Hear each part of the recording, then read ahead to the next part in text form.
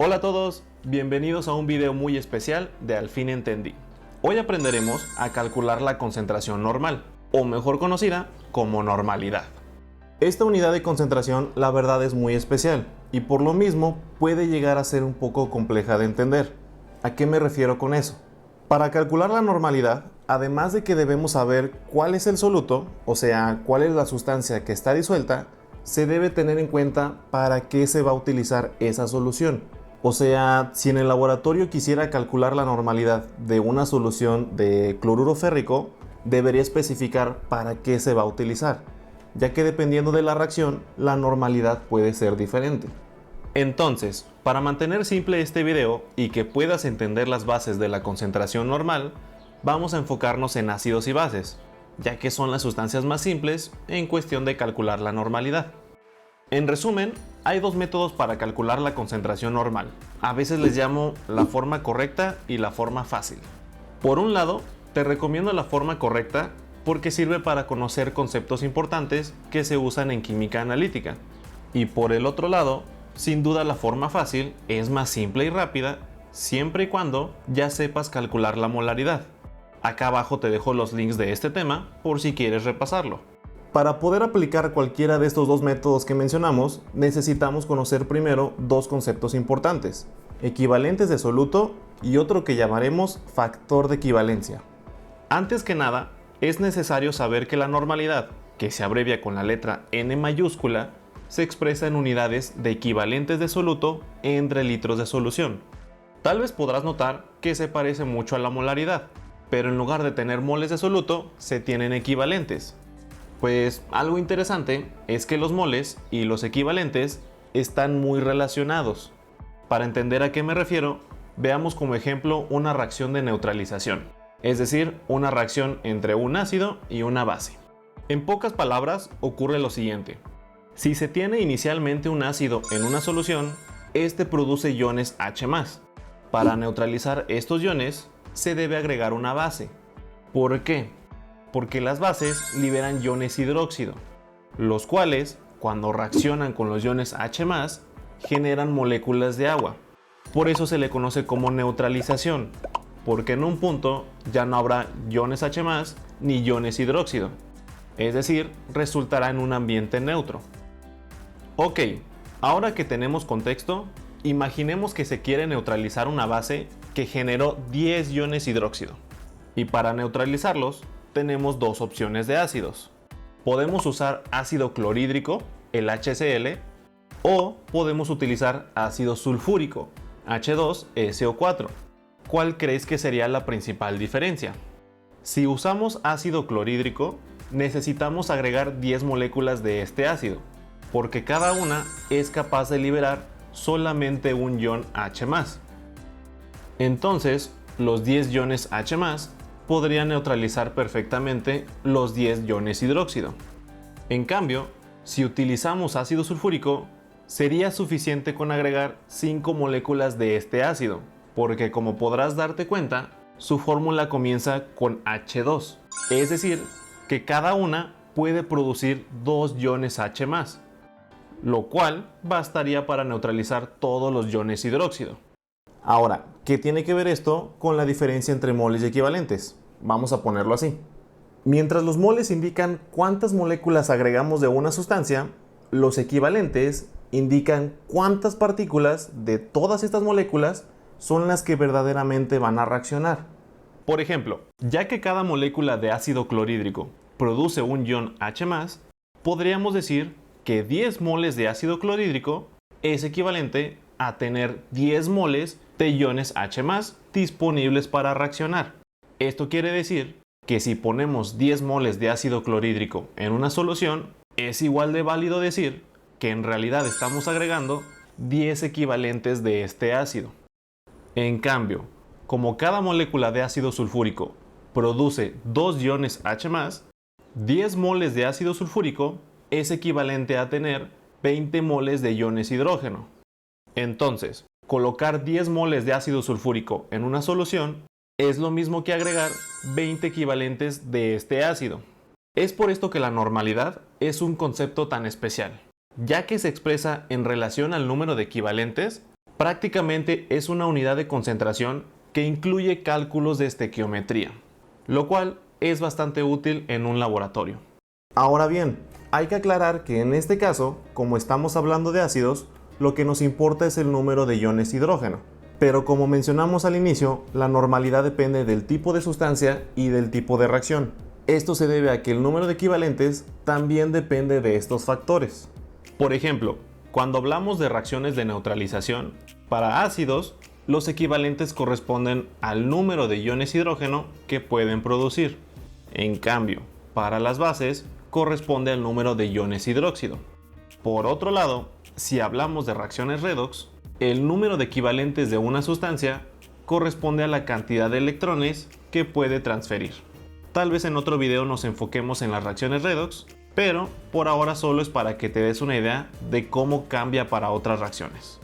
Pero en fin, ya que entendimos que los equivalentes de ácidos y bases depende del número de iones hidrógeno y iones hidróxido, prácticamente a eso se refiere el concepto factor de equivalencia. En pocas palabras, el factor de equivalencia es un número que permite calcular de forma directa o indirecta los equivalentes de una sustancia, y por ello lo usamos para calcular la normalidad. En el caso de ácidos, el factor de equivalencia es igual al número de iones hidrógeno que puede producir, mientras que para las bases es igual al número de iones hidróxido. Por ejemplo, el ácido clorhídrico tiene un solo hidrógeno, por lo tanto su factor de equivalencia es 1. En cambio, el ácido sulfúrico tiene 2 hidrógenos, y por eso su factor es de 2.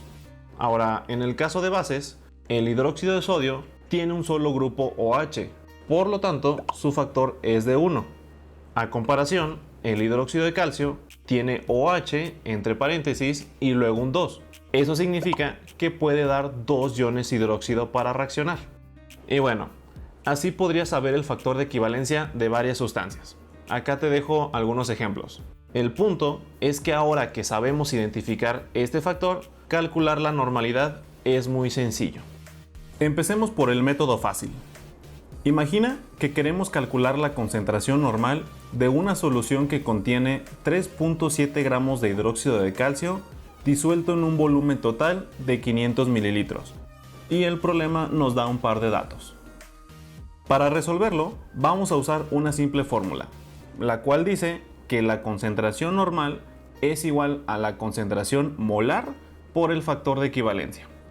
No alcanzaré a explicar de dónde viene esta fórmula, pero cuando la utilizamos resulta en unidades de equivalentes por litro, lo cual es justamente lo que necesita la normalidad. Además, como ya vimos en los últimos videos cómo calcular la molaridad, me iré un poco rápido. Solo necesitamos 3 pasos. El primero es convertir los 3.7 gramos que se tienen del soluto a moles, lo cual se hace igual que siempre, dividiendo los gramos entre la masa molar, es decir, entre el dato de 74.1 gramos sobre mol, es lo que pesa el hidróxido de calcio, lo cual resultaría en aproximadamente 0.05 moles. Bien, ahora toca calcular la molaridad, lo cual se hace dividiendo los moles entre los litros de solución, que como aquí se tienen 500 mililitros, eso corresponde a 0.5 litros.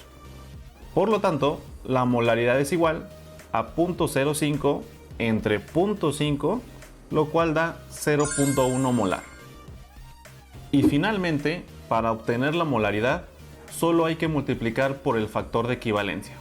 Como se trata del hidróxido de calcio, una base con 2 grupos OH, el factor de equivalencia es 2. Entonces, la normalidad se calcula multiplicando la molaridad por 2, es decir, 0.1 por 2 igual a 0.2.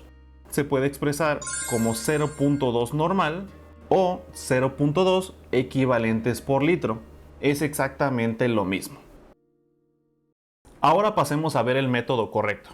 Lo llamo correcto únicamente porque es el que más viene en libros. El anterior casi no se maneja y la verdad no sé por qué. Pero en fin, lo más usual es que encuentres las siguientes fórmulas. La principal nos dice que la normalidad es igual al número de equivalentes entre litros de solución. Para determinar el número de equivalentes se tiene la siguiente fórmula, que dice que los equivalentes es igual a los gramos de soluto entre el peso equivalente. Y a su vez se tiene que el peso equivalente es igual a la masa molar entre el factor de equivalencia. Entonces, de primeras, podrás creer que parece más complicado, pero en sí prácticamente son las mismas operaciones que hicimos en el método pasado, pero visto de otra manera. Por ejemplo, vamos a hacer el mismo problema para que veas que da el mismo resultado. Incluso también lo podemos dividir en 3 pasos. Básicamente en cada uno se aplicará una de las fórmulas anteriores.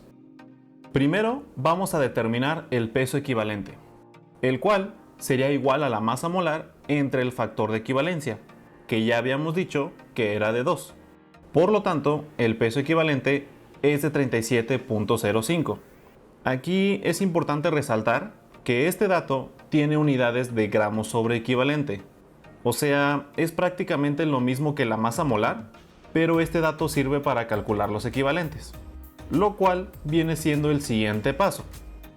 Para determinar los equivalentes, se dividen los gramos de soluto entre el peso equivalente, es decir, 3.7 gramos entre 37.05, lo cual resulta en 0.1 aproximadamente. Y finalmente, ya solo debemos usar la fórmula principal.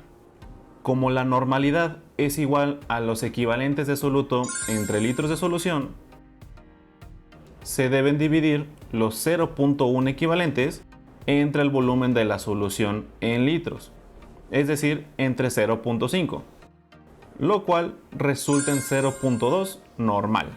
Exactamente lo mismo que con el otro método. Muy bien, ahora que comprendimos los cálculos, vamos a hacer un ejemplo a forma de ejercicio. Es decir, ponle pausa, intenta resolverlo y después se mostrará el procedimiento, pero ya sin mi voz.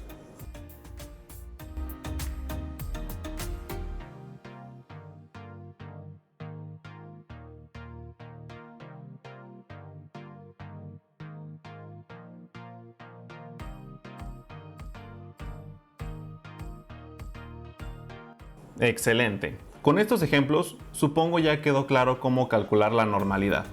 Para terminar, te dejo estos ejercicios. Recuerda que las respuestas estarán en la descripción del video junto con más material de repaso que puedes utilizar. ¡Nos vemos! Muchas gracias por ver este video. No olvides suscribirte y compartir con tus compañeros de clase. Recuerda que en la descripción encontrarás mucho material de apoyo, como nuestro libro de Química 1 o nuestra nueva guía Química en Acción.